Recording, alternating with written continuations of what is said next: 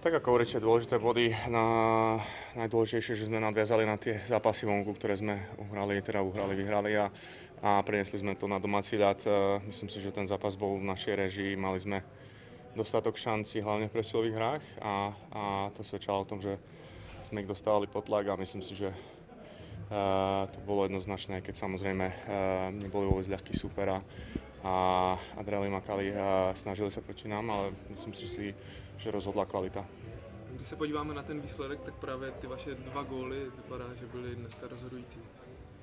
No, tak to je jasné, ako podľa tohto to tak vyzerá, ale sú to len štatistiky a na papieri to vyzerá, ak by som to mohol to dať kľudne niekto iný, akože takto sa na to vôbec netreba nikdy pozerať, ale to len štatistický údaj.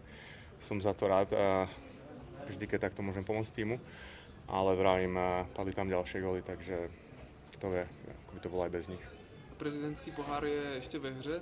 Vy jste udělali dneska svoji práci, ale není to úplně ve vašich rukou, musíte počkat na výsledek z Liberce.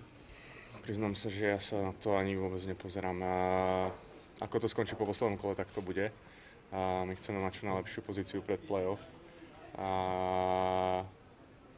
Teda, aby sme tam vstúpali v čo najlepšej pozícii a kto vyjde na to, tak to bude určite skvelé, ale dôležitejšiu časť sezóny a prezidentský pohár mám ešte nevyhral celú súťaž, takže isto je to pekné, ale na to sa nepozeráme takto.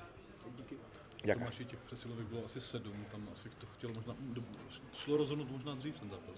Šlo určite, každú presilovku sa snažíme preťažiť do gólu a vždy vás môže posunúť bližšie k tomu víťazstvu a samozrejme to momentum je na vašej strane, ak ju premeníte. Chvála Bohu aj za tú vlastne prvú, ktorú sme mali a sme ju premenili na gól. Boli tam ďalšie. Vyhrali sme, to je najdôležitejšie na konci zápasu, samozrejme. Treba pracovať aj na tom, aby sme boli lepší presilovka.